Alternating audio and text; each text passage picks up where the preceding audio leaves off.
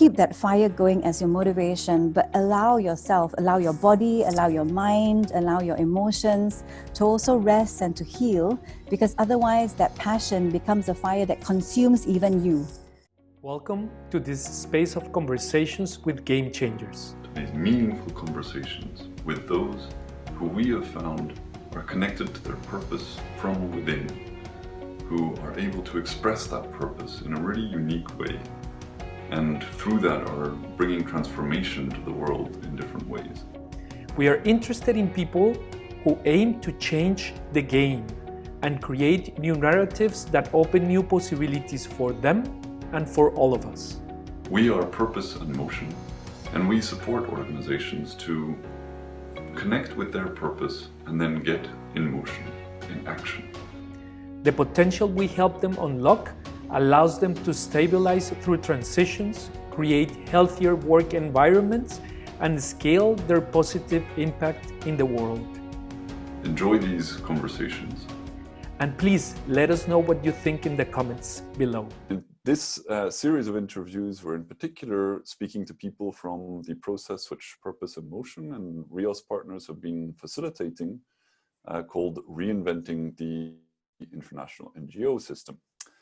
And today I'm really glad to present to you Alice Na, who is a lecturer at the Center for Applied Human Rights at York University, and specializes in particular on security and protection of human rights defenders at risk, as well as asylum and migration in Asia.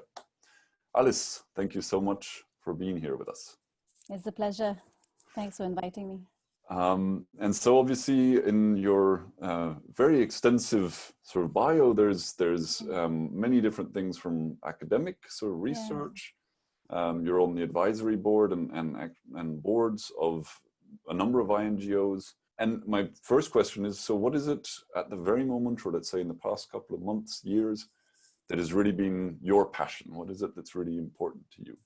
Right now, it's about building the human rights movement and working with human rights activists or human rights defenders in ways that help them to be stronger in what they're doing, better at what they're doing, but also focusing a lot on their well-being, which is a really critical issue in the global human rights movement, but is often quite neglected.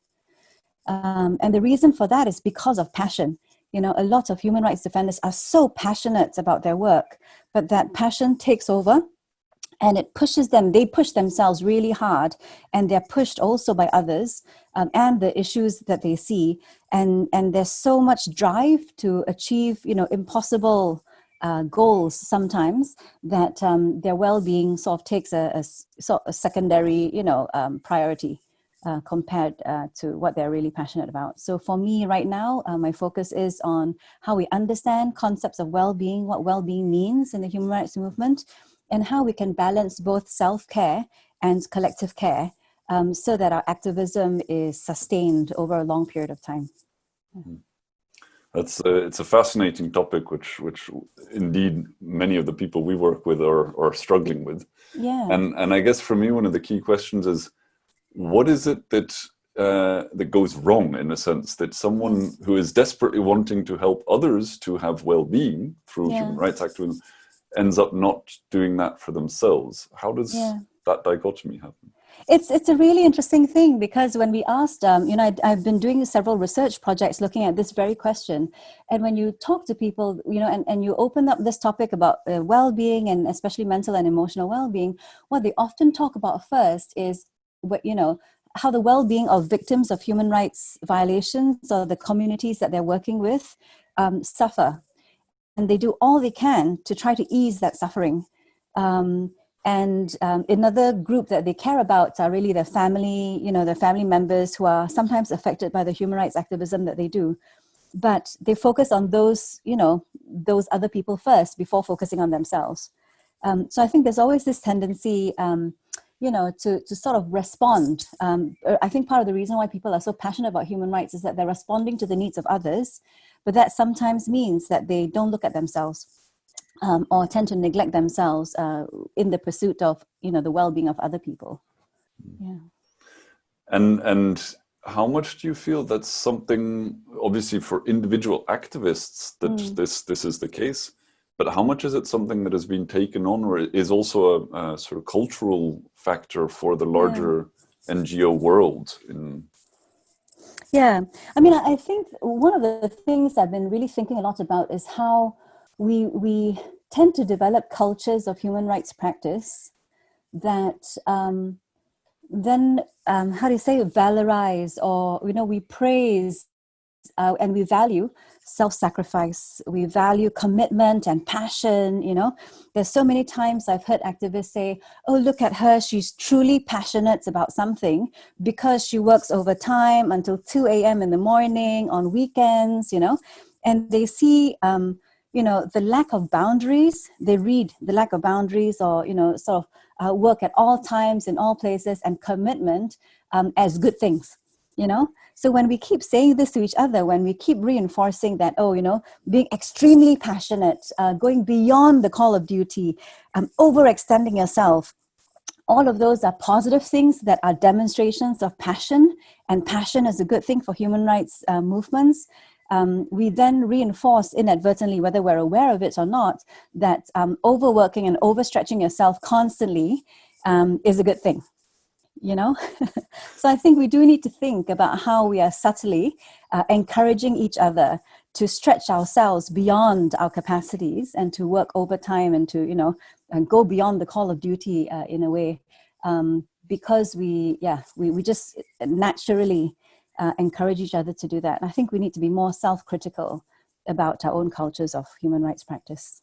And so in many ways what you're saying is there's a sort of narrative created of the martyrdom narrative, that we have to do it for others, for the cause, and the more you push, the better sort of you are. There is something genuine about people genuinely care. If they didn't genuinely care about others, they wouldn't be in that position. You know what I mean? But I do think we need to recognize that we are all human and we all have limits. So, we need to push ourselves, but not overextend ourselves all the time, because human rights struggles are decades long. They're very long struggles. So we must last a long time. There's no point sprinting. You won't win the race tomorrow, So we need to figure out how to pace ourselves as a movement, as individuals as well. Yeah. And I mean, this is a really interesting sort of narrative debate, nearly, that, I mean, how can, as a human rights defender, how can you say, yeah, but I need to take care of myself, when you're supposed to be, and this, I've heard this over and over again. It's really hard. You can't think of those suffering in Yemen. We need to work for them. Exactly. I can't take care of myself. So how do you support people to or how have you seen people take a healthy position, assertive position? I need to be sustainably able to do my work, and also, be feeling really that that pain that others are going through. How have you seen people successfully navigate that? And I think it's really hard, to be honest, because part of the reason why people are involved in the human rights movement is because they see injustice and they respond, I also have friends who see injustice or see something going wrong and don't react. It's just another news story. It's just another incident somewhere else far, far away. It doesn't penetrate them. Whereas for a lot of human rights defenders, they are moved by the issues that they see. And so they respond emotionally and mentally and, to those things around them. And I think if we can recognize that we're humans, that we can't do this alone, that we really have to work through movements and even generations, then we're more able to not try to be superheroes, There's also a superhero narrative that goes around, not just in the human rights movement, but more broadly, culturally, speaking, where, we valorize and we look up to heroes, But I think we need to recognize that we're humans and we have limits. And that's literally, like, physically we have limits, mentally and emotionally we have limits, and we need to respect that. If not, then we will burn out, we will give up, we will get exhausted, and our bodies can't sustain that passion that we might have, and we need to slow down for the sake of our bodies. Absolutely. And I mean, this is something, obviously, we work a lot with teams on, not just indeed looking at, okay, what strategically do we want to achieve, what Yes. activities, but also looking at on an emotional level, Yeah. what is going to sustain us? How are Yes. we as a team Yes. going to keep psychological safety in our organization so we can really move forwards together, trustfully, Yeah. And it's interesting how in the business sector where we do this sort of work, Yeah. there's quite an openness to it. But in a lot of Mm. NGOs and in the social sector, there's often a lot of resistance to looking Yes. at the emotional side, looking at, it's a bit of a strange. I mean, is this Yeah. something you found, that people are sometimes Yeah. open to go there? Yes. I mean, I think 2 points. I think the first thing you said about it being a collective endeavor is really important, because if I'm the only one saying, okay, it's 5 o'clock, I need to go home to my family, my kids need me, and I'm the only one in my whole team who does that, and everybody else, is staying and working late until 8 or 9, then, I'm the one who's isolated and alone in looking after myself. And I look like the shirker, the person who's not keeping up with everybody else. So I think it really has to be a collective effort, and we need to enable and allow each other to take time for ourselves, for our families, for other things in our lives. I think the second thing is that human rights work, the basis or the foundation of it is suffering. We respond when we see people suffer. And when we see others suffer, then we think to ourselves, why should they suffer so much? If there's something I can do to limit that suffering, I should do it. I should do it all the way, and I should not stop until their suffering ends. So when you have a movement that's responding to suffering, sometimes we allow ourselves to suffer because we see that others are suffering more than us, And as long as we see other people suffer more than us, we almost enable ourselves to suffer too. So I think we need to reflect about how we are very much resisting the oppressive forces that result in other people suffering, and we should not get dragged into it as well. Yeah. And I mean, we've found in a number of cases, so in particular when we've been coaching leaders or coaching people who work in the sector, also in my own personal process, I've realized that one of the things that drove me a lot into the social sector, into working to help others, was that there were certain parts of me that were suffering. Yes. And that I would prefer to focus on other people's suffering than my own.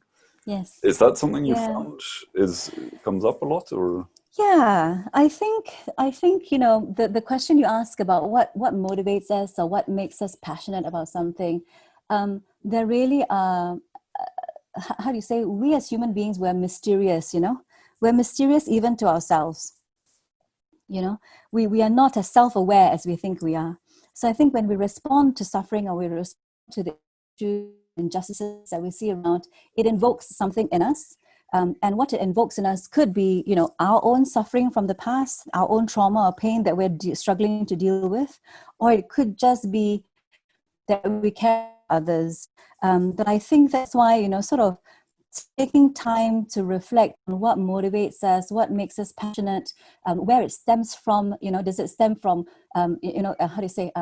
stem from escaping our own problems, or does it stem from, a desire to really help others? I think that sort of critical reflection is important, but also, always recognizing that we're human, So we're not perfect beings, we're not heroes, we're not completely altruistic, we are human beings with fragile egos too. So I think if we're aware of it, then we're not always, holding other people and ourselves to extremely high standards that no one can meet, and then criticizing each other because we're not the perfect angels, that we're supposed to be because we work in the human rights movement. Absolutely. And in fact, so you've mentioned a few things, reminding ourselves that we're human, also putting limits, even just on the hours we work and things. Yeah. What are some other concrete practices that you feel are really important to maintain our individual well-being, but as you're saying, also collectively within organizations? I think a few things. I think the way that we relate to each other is very important. the power relations that exist between communities and, people who have suffered human rights violations, between INGOs, between the global South and the global North. There are power relations throughout the human rights movement. And sometimes when we're so passionate to get what we want done, we almost push all of these things aside, push away conflict, or we act in very aggressive ways, or we are suffering because we've been traumatized. We don't deal with that suffering. So we act out. We don't even realize we're acting out, So I think recognizing that we suffer and that out of our suffering, we may behave in ways that, can be, let's say, aggressive or confrontational or, stimulates conflict in our interpersonal relationships matters. Because sometimes we bring our trauma and our pain into the work that we do. And that actually causes more conflict and tension amongst our colleagues and in our work environments than we even realize. And sometimes they're very subconscious, they sort of sit underneath everything else. And it affects our interpersonal dynamics.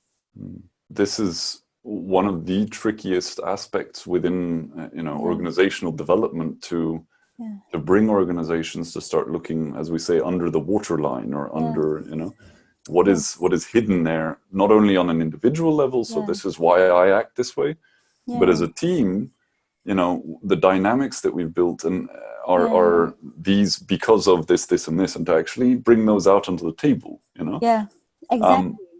Have you found sort of examples of organizations that have done this well, and how does that look?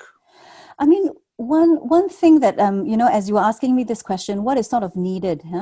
One of the very strong themes that came up out of a research project that I did with human rights defenders was how women spoke about experiencing gender discrimination within human rights movements, of experiencing gender-based violence and sexual harassment, and it was a topic that was hard for them to raise, partly because of the uneven gender dynamics within their own organizations and movements, but also because when we look at human rights movements that are already embattled, they're facing risks and threats from all sides, it puts us into this defensive mode, and it doesn't, it makes it hard for us to look at ourselves and to look at our own weaknesses, whereas actually a lot of pain and trauma for women human rights defenders comes not from the threats and attacks that they get from outside, but from these dynamics within movements that in a way are much more damaging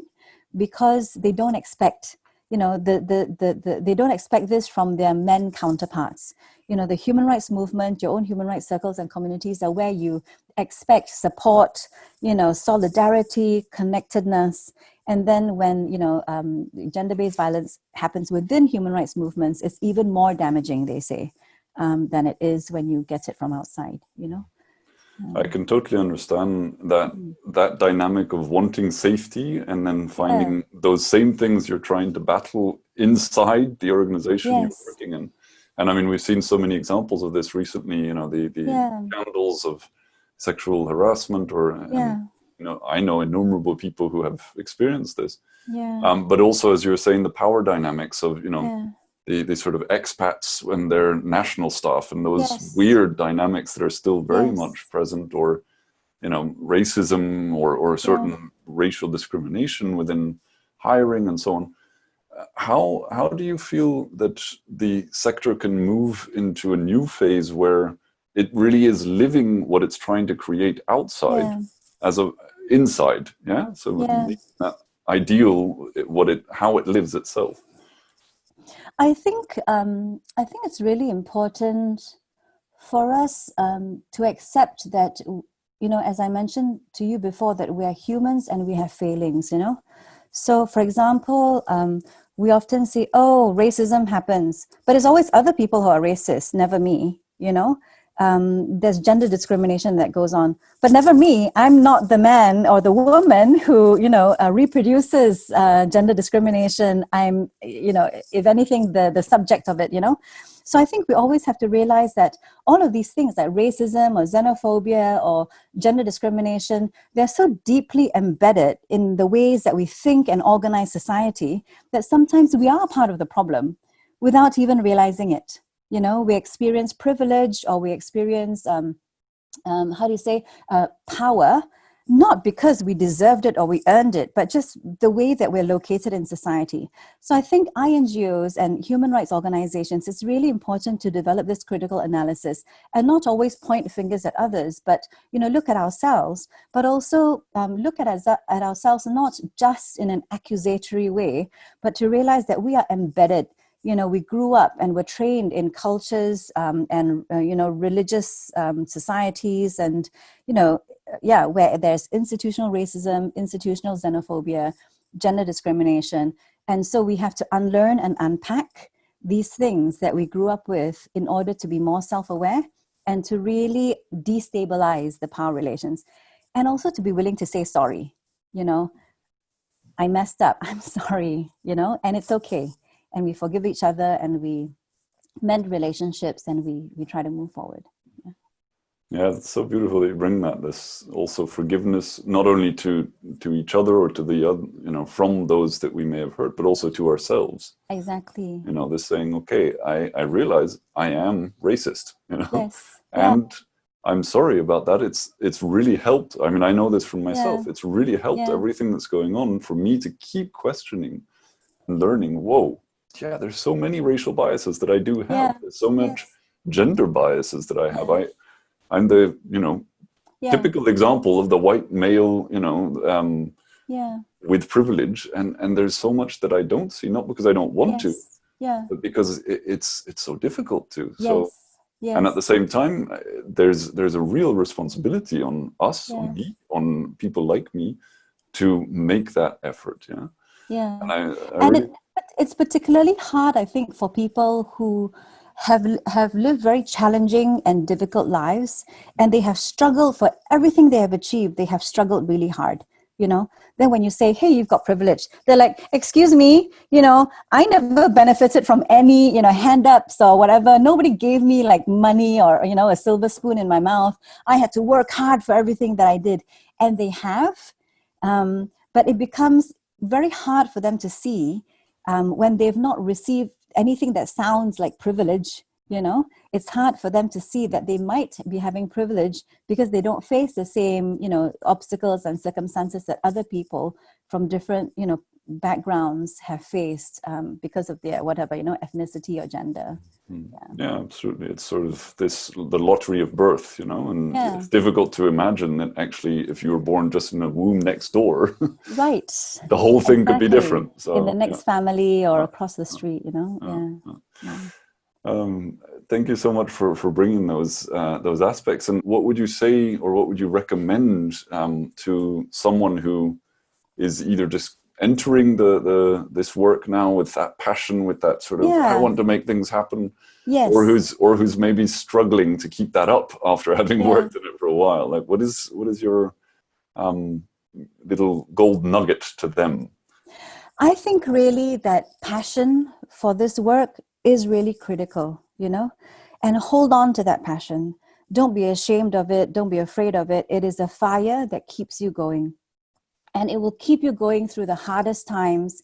It will help you bear through humiliation and suffering and, you know, all the obstacles and the pushbacks and knockbacks. It is that fire, that passion that keeps you going. But also don't be burnt out by your own passion, you know. Recognize that passion sometimes exceeds your physical capabilities to keep up and your mental and emotional capabilities to keep up. So in a way, you know, keep that fire going as your motivation, but allow yourself, allow your body, allow your mind, allow your emotions to also rest and to heal, because otherwise that passion becomes a fire that consumes even you, you know. And then you start losing that passion, you start burning out, and you start getting fed up and very bitter, you know. So in a way, it's a passion that drives us, but we need to let it bring us forward, but also recognize that there are other elements of us that is not just that passion. Our bodies, our minds, our hearts, our souls need nourishment, you know. We need to nourish ourselves, because in that nourishment, that's where we're able to follow our passions. Otherwise, literally, our bodies can't keep up with our passion. Thank you so much, Alice. This has been really beautiful speaking with you, as always. But we're really happy that this time we'll be able to also share that around and people get to know you and these amazing things you're working on. Thank you so much for all you do. Thanks, Mike.